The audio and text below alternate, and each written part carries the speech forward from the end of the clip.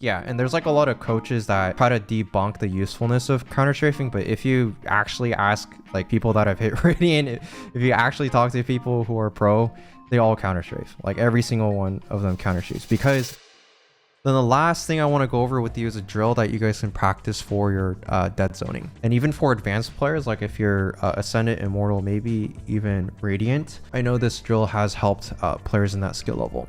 The way bullet accuracy works in this game is through your velocity in the game. So I'm gonna make this like really thick so it's like easy to see. So every time I move, the bullets are gonna land within my crosshair, okay? Every time I shoot. So also, the more I shoot, the more random and bigger the spray gets. So if I'm moving and spraying, that's what happens. And so when we look at the guns too on the right, when it says first shot spread, like 0.2 for the Phantom, 0.25. And if we see like operator, like 5, look, this is actually how big the spread is when you no-scope someone. When you no-scope someone, it's just gonna, the bullets are always gonna fly within this crosshair. Okay, and Phantom, it's gonna go in the circle, but obviously when it comes to certain guns, the bullets start to go above the crosshair as well. So with dead zoning, what we're doing is we're taking advantage of the fact that whenever we change directions, there is a momentary lapse of time where my movement speed and velocity is 0. Okay, because velocity is just speed plus direction. So when I change from going right to left in the opposite direction, my velocity goes to 0, and that's when my bullets are accurate. Same thing when I move forward and backwards, right? In between changes. So if the tip of my peak is when I'm actually switching direction and I shoot, I'm going to be able to shoot accurately as I move, right? And with the Vandal, you can shoot just one bullet at a time. If you try to shoot 2, notice how the blue bar appears on the right, like right here on shooting error. But with the Phantom, you're able to do 2 bullets if you time it right. Sometimes. Right? Like it's rare, like you see it, but sometimes it works. So most of the time it's useful for like jiggle peeking angles, like I showed you with the common angles. You can like just pre-fire and like jiggle those angles and get those shots off. So what I like to do to learn this is have the movement shooting error graph on and just go from this shadow right here to the bottom of this window right here, and just work on shooting 1 bullet at a time accurately. Like don't even try to shoot 2 like that. Just do like 1 bullet at a time.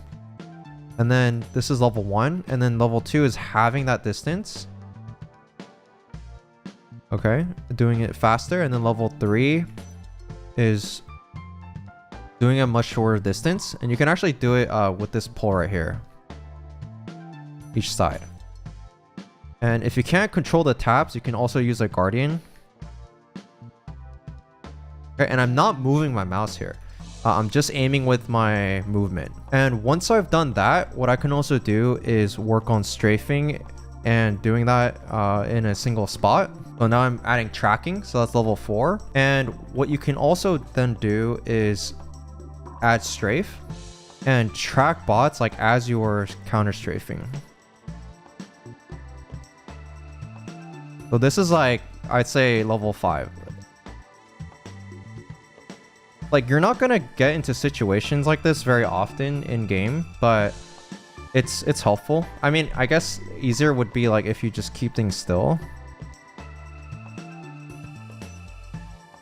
And notice how I'm actually not letting go of the direction key at all. Like the whole time I'm just moving left and right and making adjustments, and I guess the final boss level is literally adding strafe and making things really difficult. And kind of replicating real gunfights situations. And you can increase the distance of your strafes if needed. Yeah, that's how you can practice strafing between gunfights. And what you can also do is go to Sage, have this wall, and kind of like work on slicing the pie with jiggle peaks and dead zones like this.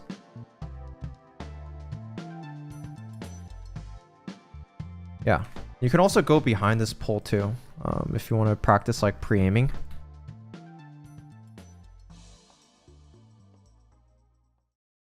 You guys have any questions on this? Sure. Let's say you're in a little strafe battle, like you're both just counter-strafing each other, and you keep missing. He keeps missing. Is there a moment when you decide to just abort and like hide, or do you just change your strafe distance? Like do you go wider, go narrower, go random? Like, Yeah, I mean, you can mix in like crouches in between too, right? In your strafes. But the idea is like you need to work on your spray control, right? To be able to still get tight groupings on your shots. And you also want to make your movement unpredictable. You can go left, left, or like right, right, right, left, right. Like you just want to figure out what works best for you. But this is again why like working on tracking is very useful. I don't know why it's broken. Like even just tracking and working on tracking the bots like as you're strafing is also very useful.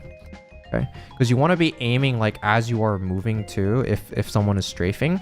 But ideally if you're peeking a like a static angle where someone's holding you, then you want to be pre-aiming so you don't have to adjust your crosshair as much when you do end up peeking. But if you're out in the open like this, yeah, you want to be like aiming as you are strafing and tracking them. Any last questions for me before we end this first lesson today? When you're kind of counter strafing, is it bad to hold both A and D to kill your momentum? Because I've noticed that's what I've been doing recently. That's like the equivalent of counter strafing, where you're quickly tapping the opposite direction key for you to stop, and that works. But that's only like if you plan on just kind of committing to that fight, you know what I mean? Because if you hold like A and D together, it's gonna cancel out the movement and make you stand still. Unless you have like a wooting or like a different keyboard that lets you keep moving without that.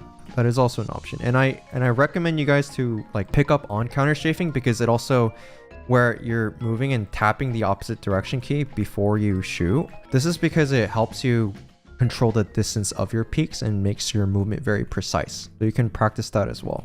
Like strafing and tapping the opposite direction key as you are taking the fights. So I thought that didn't matter in Valorant quite as much as it did in CS. Yeah, it doesn't matter as much, but it still makes a difference, I would say. It's like by 4 frames. And I think there's a lot of, yeah, and there's like a lot of coaches that try to debunk the usefulness of counter strafing. But if you actually ask like people that have hit Radiant, if you actually talk to people who are pro, they all counter strafe. Like every single one of them counter strafes, because what it is, it's not really just about like, okay, making sure I am, you know, stopping and my bullets are accurate. It's way more than that. It's feeling very like in tune and connected with the precise control of your movement, like while taking gunfights and with your peaks, the precision of your peaks. Someone said I have a wooting. What do you mean? What is this magic? Go to Wootility, like software, and you should be able to look at the settings there. And when it comes to sensitivity, just basically anywhere between like 160, 180, 180 DPI, like eDPI, to probably like 260, 280 is kind of like the sweet spot for your sensitivity.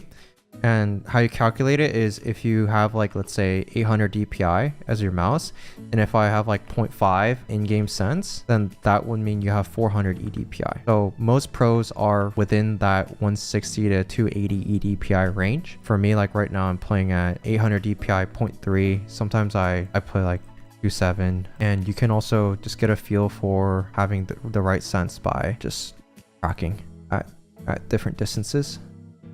And you just want to make sure that it doesn't feel jittery or it feels like you're dragging through mud. Sorry, it's just about the sensitivity thing quickly. Like, so if you play on a higher eDPI than that, now is it best to just change it, because I've been training on that sense for a while? If it works for you, like there are definitely pros and other players that play on higher sensitivity outside of that range. I'm just giving like an average. If it works for you, it works, you know. For me, I've noticed that like I can play all the way at like, you know, 447, like 4.5, and I could still like shoot relatively accurately. But at the same time, like I sacrifice a lot on precision, and so it's really finding that balance. Like for me, I don't really like this jitteriness, especially if I like just kind of methodically clearing angles and being more steady and precise with my aim. And that usually is rewarded in a game like Valorant, because like I showed you, even your first bullet doesn't always land. Like if we go here, you know, with a Vandal, like if I shoot, like that missed, that missed, that missed, that one hit, like it's random, right? So that's how first bullet accuracy is so important. And if I'm fighting these long range gunfights and my sensitivity doesn't allow me to be precise, then I should probably lower it. It's really up to your comfort. Like it depends, you know, like if your mouse is also heavier, it might make it easier for you to actually control your sensitivity or your aim at like these small micro adjustments too. But I use like a lighter mouse, and if I have a really high sense, it might be a little bit harder to control my mouse at a higher sense. So just see like what works and what doesn't. Like you don't want to be too low to the point like you can't turn flashes, but at the same time you don't want to be too high where, you know, these tiny targets far away, you can't shoot them accurately.